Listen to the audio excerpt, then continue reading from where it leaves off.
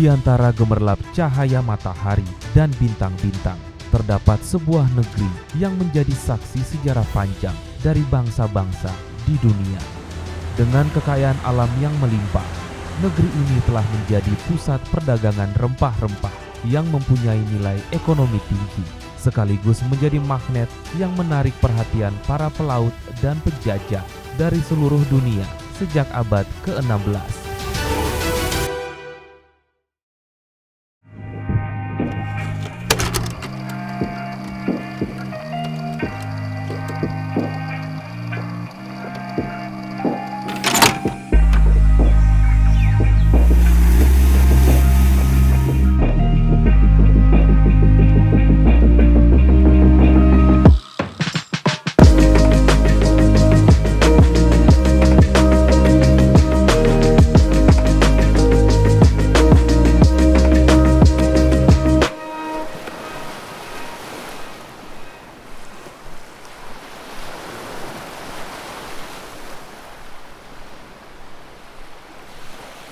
Halo pemirsa, Malukupedia merupakan salah satu karya jurnalistik yang dibuat oleh tim konten media baru TVRI Maluku. Sebagai sarana bagi kita semua untuk belajar tentang berbagai sejarah yang ada di Maluku, serta peninggalan-peninggalan dan juga keindahan yang tentunya hadir di bumi raja-raja. Melalui program Malukupedia, kita akan melihat bagaimana Maluku melewati sejarah yang cukup panjang dan apa kabar rempah-rempah yang ada di Maluku yang tentunya pernah menjadi kebanggaan bangsa Indonesia. Kita semua tahu seberapa penting rempah-rempah bagi perdagangan dunia. Pada masa lalu, banyak ekspedisi yang dilakukan untuk mencari sumber rempah terbaik di dunia, yang pada akhirnya membawa seluruh pedagang Eropa memasuki wilayah Maluku. Maluku pada masa lalu merupakan pusat produksi rempah-rempah utama, menjadi jalur strategis perdagangan di dunia, menghubungkan Asia, Eropa, dan Timur Tengah dalam segi sosial dan budaya.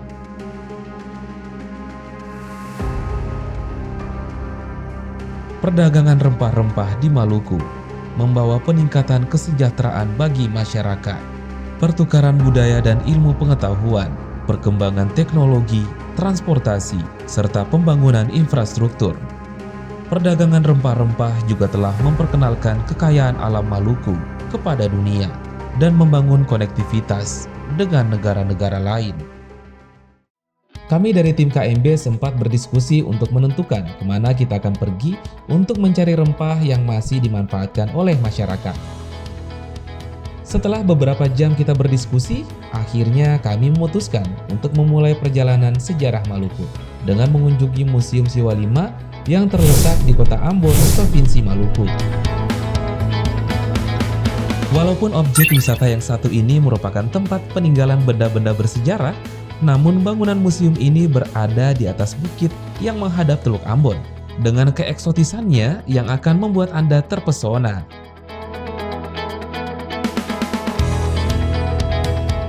Museum ini didirikan pada tanggal 8 November 1973 dan diresmikan pada 26 Maret 1977.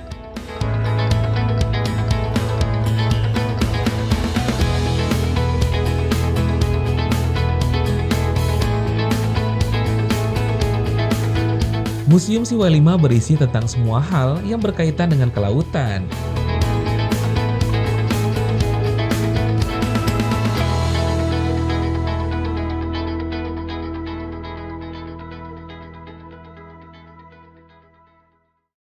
Di sini juga terdapat 528 jenis nama-nama ikan yang ada di perairan Maluku. Wah, banyak sekali ya pemirsa.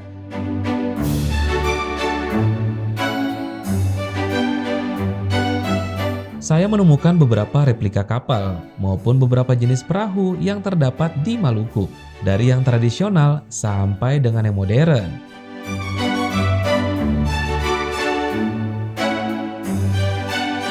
Seperti perahu Maluku Barat Daya yang digunakan sebagai transportasi untuk menjangkau pulau-pulau kecil, serta juga digunakan untuk menangkap ikan. Ada juga perahu tradisional lainnya yang dikenal dengan nama kora-kora.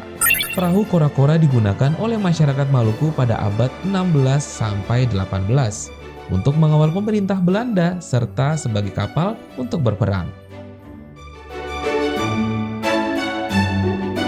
Ada juga perahu yang digunakan untuk perlombaan, yaitu perahu belang dari Maluku Tengah.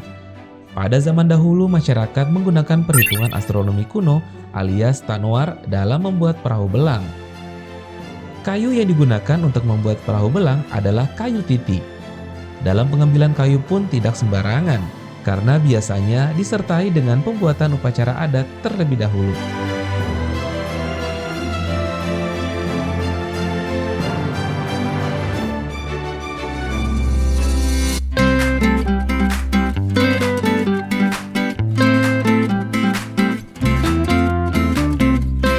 Terdapat juga buaya dengan ukuran besar dalam museum ini, yakni buaya tete. Buaya tete merupakan jenis buaya muara yang dapat hidup di laut sekitar sungai. Buaya ini berada di perairan Buru Utara Timur. Karena kehadirannya sudah membuat banyak korban, reptil ini kemudian ditembak mati oleh Kesatuan Polri Sektor Buru Utama Timur yang bekerja sama dengan TNI Angkatan Darat Kompi 731 Karabesi Jiku Merasa.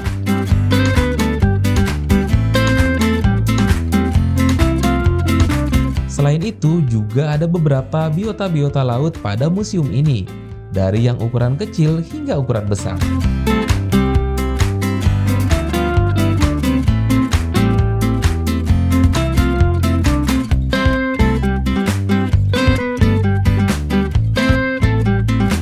Ternyata masih ada yang lebih besar lagi pemirsa, yakni paus bergigi dan paus biru.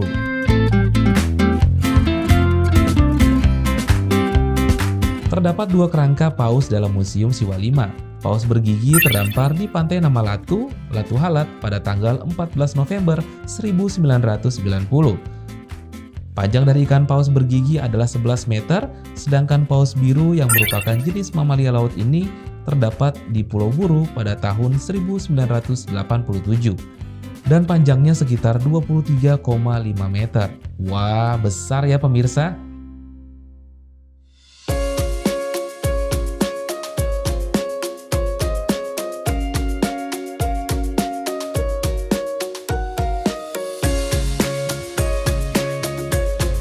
Oh iya, di luar Museum Siwa 5 juga terdapat patung Thomas Matulesi atau Kapitan Patimura. Patung Patimura ini dibuat oleh Kodam Patimura pada tanggal 15 Mei 1972 oleh Pangdam 15 Patimura, Brigjen Wing Wirjaman. Patung ini dipindahkan oleh pemerintah kota Ambon ke Museum Siwa 5 pada tahun 2008 dan sudah menjadi destinasi wisata sejarah.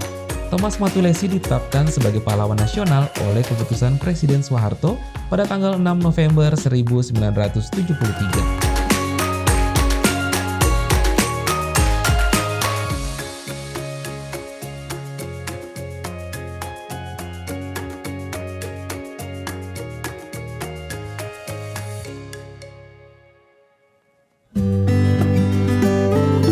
Setelah puas berkeliling dan belajar tentang sejarah di Museum Siwa 5, kami kemudian langsung melanjutkan perjalanan menuju Jalan Aman Hussein, Desa Latu Halat, Kota Ambon, Maluku.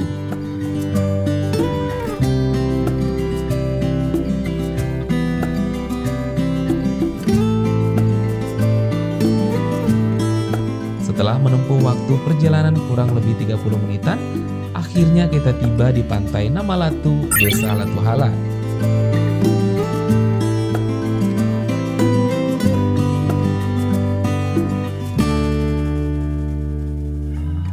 Rasa lelah dan penat di pikiran tiba-tiba hilang, karena kami disambut dengan pemandangan yang begitu indah.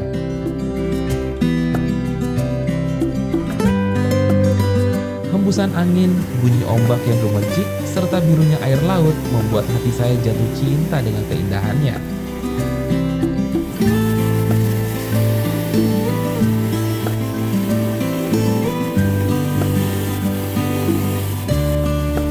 Indonesia bagian timur memang terkenal dengan keindahan wisata lautnya. Bagaimana tidak indah? Hampir di setiap penjuru Maluku, kita pasti menemukan laut-laut yang indah.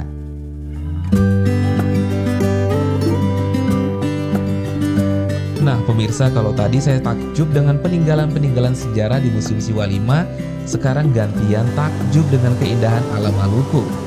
Paling enak memang kalau duduk-duduk santai seperti ini, sambil menikmati keindahan Pantai Namalatu.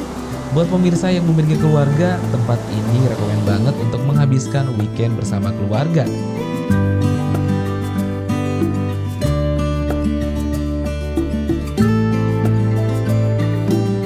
Nah, pemirsa, kalau tadi saya sudah takjub dengan peninggalan-peninggalan sejarah yang ada di Museum Siwa 5, sekarang gantian nih. Kita bakal takjub dengan keindahan alam Maluku, dan paling enak kalau duduk-duduk santai seperti ini sambil menikmati keindahan Pantai Namalatu. Dan buat pemirsa yang memiliki keluarga, tempat ini rekomen banget untuk menghabiskan weekend bersama keluarga. Tetapi memang transportasi menuju tempat sini agak susah. Ada beberapa angkutan umum, tetapi tidak terlalu banyak. Dan sepertinya tidak sampai malam kayaknya ya. Jadi kalau saran saya, kalau ingin ke Pantai Namalatu, bisa menggunakan kendaraan pribadi.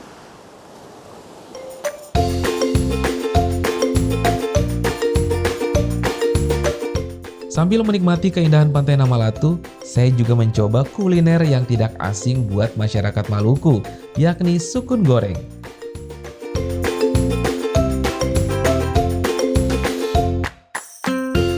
Sukun goreng di Latu Halat begitu spesial loh, karena pada tahun 2023, Sukun Latu Halat mendapat juara 1 Anugerah Pesona Indonesia nominasi makanan tradisional terbaik. Jadi biasanya pengelola di sini akan memilih sukun terbaik untuk disajikan kepada pengunjung Pantai Namalatu.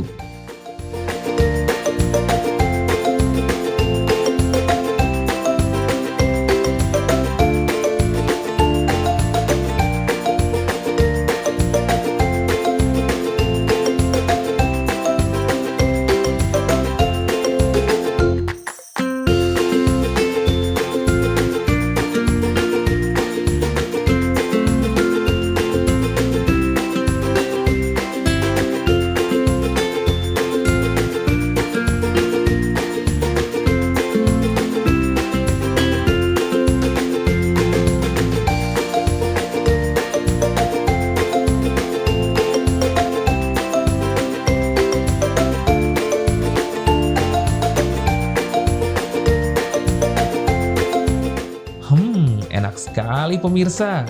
Ternyata teksturnya begitu lembut saat dikunyah, dalam mulut seperti kapas gitu. Maaf ya kalau pemirsa jadi ngiler, hehehe.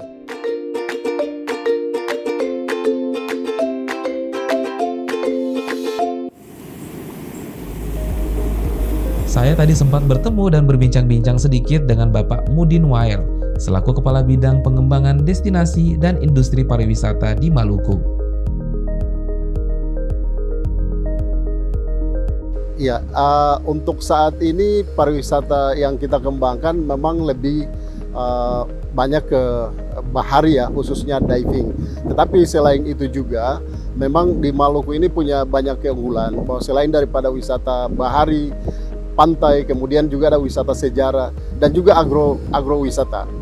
Nah ini yang jadi bukan satu saja, tetapi ada banyak kita punya keunggulan-keunggulan yang lain. Sehingga ini sangat berpotensi untuk kemajuan pariwisata di Provinsi Maluku. Pantai Namalatu ini sendiri oleh Kepala Dinas sebelumnya memang dianggap sebagai salah satu pantai yang sangat berkualitas, khususnya di Kota Ambon, di Pulau Ambon maksud kami. Nah sehingga dari pemerintah Provinsi Maluku, dalam hal ini Dinas Pariwisata, itu melakukan kerjasama juga dengan masyarakat atau pemerintah negeri di sini, sehingga setelah itu ada perjanjian kerjasama sampai pantai ini kemudian dibeli oleh pemerintah Provinsi Maluku, dan saat ini menjadi kewenangan kita dalam mengelola, dalam menghasilkan PAD bagi daerah ini. Ya, jadi karena ini menjadi kewenangan kita, menjadi tanggung jawab kita dalam perawatannya, memang di setiap tahun dianggarkan di Dinas Pariwisata Provinsi Maluku bagaimana maintenance-nya, fasilitas apa yang dikembangkan dan juga fasilitas yang ada untuk melakukan perawatan, itu semuanya menjadi tanggung jawab kita dan dianggarkan di anggaran Dinas Pariwisata Provinsi Maluku. Baik Bapak Ibu sekalian, kami mengajak ya seluruh masyarakat, ya seluruh wisatawan baik lokal, nasional maupun juga mancanegara untuk mari datang ke Maluku, menikmati keindahan alam Maluku, karena Maluku punya sejuta keindahan alam, tidak saja keunggulan bahari, tapi juga wisata, sejarah, budaya yang ada yang kami miliki, dan itu menjadi sesuatu yang berkesan bagi Bapak Ibu atau pengunjung sekalian ketika datang berlibur di Maluku. Ada surga di Maluku. Oh iya pemirsa, selain Pantai Namalatu, pemirsa juga dapat menjumpai beberapa pantai-pantai indah lainnya yang berlokasi di Desa Latuhalat. Kalau mau healing-healing serta merasakan sukun terbaik dari Latuhalat, langsung saja susun rencana bersama keluarga untuk datang ke tempat ini.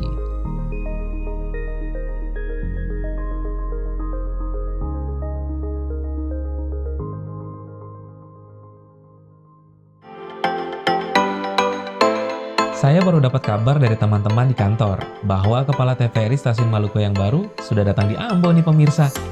Nah, kami langsung meluncur ke tempat beliau untuk sekalian mengajak dan melihat beberapa tempat wisata nih pemirsa.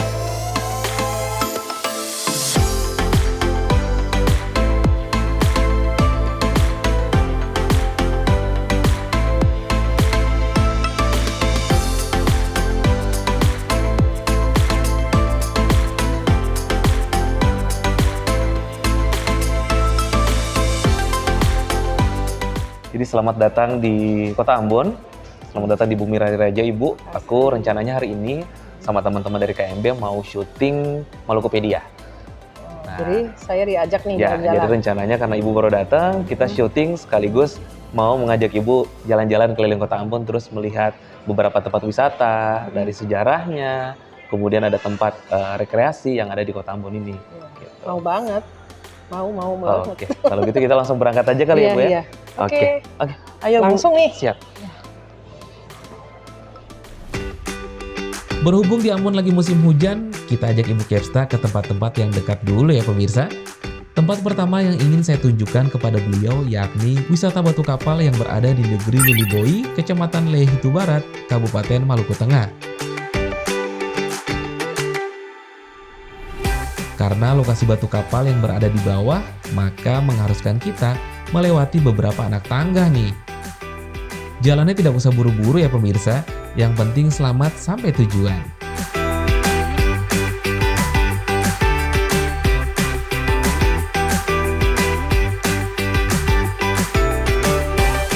Sepertinya kita kurang beruntung nih pemirsa, ada bagian dari jalan batu kapal yang lagi direnovasi nih. Jadi kita cuma bisa berjalan sampai setengah jalan. Tapi tidak apa-apa ya Bu Kepsta, kita coba lagi ke lokasi selanjutnya.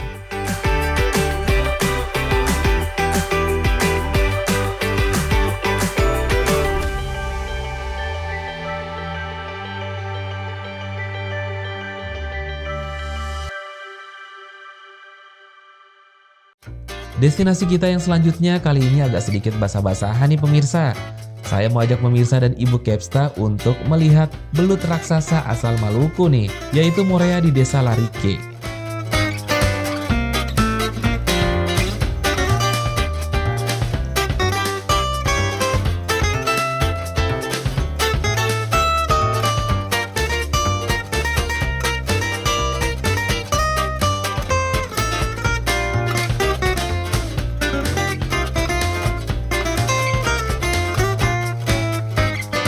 Morea sudah ada sejak ratusan tahun silam dan dipercaya menjadi penjaga alam. Warga Desa Larike menganggap Morea sebagai penjaga mata air Wailela. Karena itulah sejak dulu tidak ada satu warga atau orang di luar desa yang berani mencuri atau membunuh Morea ini karena menghormati tradisi. Selain itu warga takut kena kutukan jika melanggar aturan-aturan yang ada. Morea memiliki panjang hingga 2,5 meter dengan berat berkisaran 10 hingga 30 kg. Morea dapat hidup di air tawar dan di air laut.